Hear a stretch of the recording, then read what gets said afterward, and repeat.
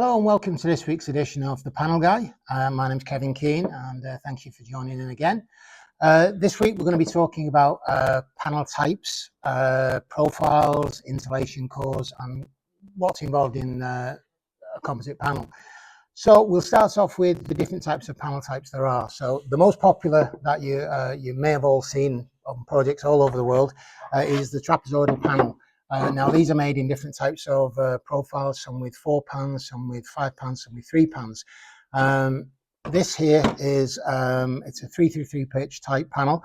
It's available with both PIR polyurethane in Europe and also around the world, and also mineral wool, which can come with insulation cores from 90 kilos per square meter density up to 140 kilos density. But yeah, these are available from 3 degrees pitch up to 4 degrees depending on the insulation core, and also used on wall panels. Tends to be used for industrial projects around the world. Yeah, this is the industrial looking product, which is commonly used, which is basically overlapped all together as you see here, and then fixings tend to differ between the different manufacturers around the world. Some fixings go straight through the crowns and some use fixings in the pans. My preference personally is along the actual depth of here, because obviously this reduces the amount of stitched fixings that you need here as well. But they do come with the vapor seals, as you see here, in between the panel joints. And this helps obviously give you tightness. The benefits of PIR over mineral wool is thermal performance. There's just no competition, and also with the sheer lightweight of these products as well.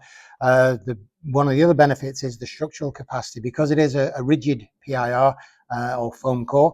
Some manufacturers tend to use brand names such as like Max, Plus Max, Quad Core. These are well-known product references for the insulation which is used in a composite panel, but these tend to have more some phenolic, it's more of a composition of the standard PIR and polyurethane core, which has been used for many years.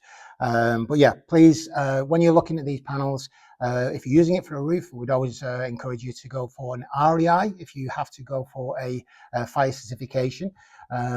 So don't just go for EI, because that's only really relevant to walls. If you have the REI, then it will need an imposed load put on top of the panel when it's tested, which can be anything from 50 kilos to 150 kilos, and even greater, depending on what the fire test is. So the next panel we'll look at, this is a through fix panel. Now this tends to be used when spanning column to column on an external use of the building, so there's no cladding rails involved in this. The panels would be fixed in the panel ends and they would go into the portal structure. This is also very commonly used for firewalls, coal stores, clean rooms. Again, available with mineral wool and also with PIR, Max, Plus Max, Quad Core, those types of insulation. Again, because the benefits of rock wool over PIR is the fire, because it is a non-combustible core. You've got better acoustic properties, and also in using these products, they do tend to span longer. What you've got with mineral wool insulation is you have lamellas. Lamellas is basically where the insulation slab of mineral wool is cut into strips and then it's staggered together when it's put into the production line. But you can get some manufacturers who do produce it in just the slab, so you will have a 2 to 3 meter long slab there, and then those are put continuously along the line. Not quite as strong from my experience as a lamella panel, because you have a joint every 2 meters, but you know, when using lamellas, because it is a brick slip, you don't really have a weak spot at all in that panel. But again, that's my ideas, not necessarily, you know, scientifically checked out. The last panel we have here is this is a secret fix panel, as you see. The fixings will then go along the panel joint with the through fix and the secret fix. They're also used for horizontally and vertical install. So whether the panel is used this way or this way, the fixings go along this joint here, straight into the substructure, the portal frame, depending on the design and the spans that you're looking for. But yeah, you can have a multiple profiles on the outside. Same with the through fix. So you can have mic ribs, smooth flat finishes, and also box profiles. And we do have lots of manufacturers in Europe, and I'm sure beyond, who can actually produce multiple profiles on a single panel face. So you can have like this type of panel profile here, which is a mic rib. Then you can have flats. Then you can have like a box profile, or you can have a wider micro profile as well. Again, it's just to give you different aesthetics and to break up from the norm of what you would usually see on projects up and down the motorways. Uh, then we do have, there is a number of manufacturers who do some special types of panels. We have a panel which we were sent here from Trimo. This is called a Cubis. Now, I myself have actually sold similar types of panels to this. These were actually basically cut on the panel ends, then they were reformed and basically sealed. The panels look great as they were at the time. But you know, as my grandma used to say, a man on a galloping horse isn't going to notice. It's only when you go very, very close that you would notice it was cut and then it was resealed on the joints in the corner. This, Trimo went to a new extreme of what they were doing, is because this is actually punched. So you're actually getting, there's no cut edge at all. This is actually punched, so it's completely weather tight. It's completely, streamed. I queried Trimo a number of years ago where I was talking about the coating, whether it was stretched, it was going to damage the paint. But they've gone to the next extreme of technology and production, and it is a fantastic looking panel. It is available with a bimodular profile as well. But yeah, so panels have evolved, they have changed, and there are new manufacturers and existing manufacturers who are trying to push the boundaries of what can be done with a composite panel. The likes of the Secret Fix panel is also used as a carrier system.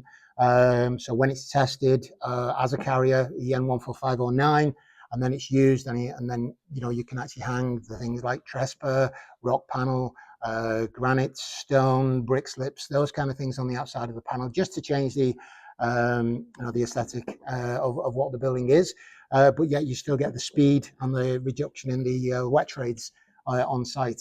But yeah, composite panels have come a long way. They now have certification up to 4 hours, and I'm sure there are lots of manufacturers who are trying to push the boundaries of getting further than 4 hours, depending on what the application is required for. But what we do is, what we're trying to educate people on is, when you're specifying your product, please talk to me, please talk to your manufacturer. Make sure that the projects are being installed correctly, so they're being installed as per the certification. So if it is an EI 120, which is a 2-hour firewall, and it needs, the E is the integrity and the I is the insulation. If you want to make sure of that, we want to just make sure that they're installed correctly. So whether the span is correct, or whether there's additional measures required to achieve the fire rating, we just want to make sure that you, our followers, our listeners, that you're installing correctly. It still sticks with me that architects who I've known for many, many years are still being judged on, sometimes projects haven't gone correctly, they haven't been installed, and everybody blames the architect. But sometimes as manufacturers, we have a duty of care, and we want to make sure that these are installed correctly. So we need to educate the architects, we need to educate the main contractors, and because fire tests are getting more stringent and more required, we want to make sure projects are being built correctly.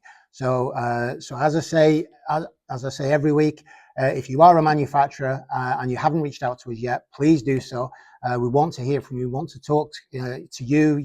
We want to understand your products technically. We want to promote you. We want to give you opportunities with architects and clients. We want to give you a platform so we can independently and impartially actually tell people, I've actually done everything, the research for you based upon facts. And I want to make sure that the architects are designing projects correctly and they are being installed correctly as well. The industry has been a bit of a mess for a number of years. It's a fantastic industry across the globe, but we need to protect it, and we need to make sure, because of the negative press that we've received over the past few years, we want to make sure that it is built correctly. So again, reach out to me, talk to me, tell me what I can do for you, tell me how I can help you, let me understand your products. You know, I'm not here to hurt anybody or to be negative to anybody, but please reach out to me. Tell me what you're doing. Tell me what you've got. Tell me all the different types of innovations that you're doing with your panels. And then we're here to learn. I'm here to learn. I'm here to learn the audience as well and to make sure that things are done correctly. Next week, we'll be talking about coatings, colors, different types of materials, specialist types of materials like stainless, Corten, these kind of things. But yeah, we can't do this without you. You know, this is something where we're trying to protect our industry. We're trying to look after you, our audience. And yeah, I need you to help me to be able to deliver this. So hopefully I'll hear from you soon. If you've got any questions, please send me an email. It's info@thepanelguy.net. Or if you'd like to give me a call, you know, anywhere in the world, give me a call or drop me an email, and we can do what we can to help you, the audience. And yeah, hopefully you can subscribe, like, and share, and get in touch. Please keep watching. Please keep following, and hopefully see you next time. Take care. Bye bye.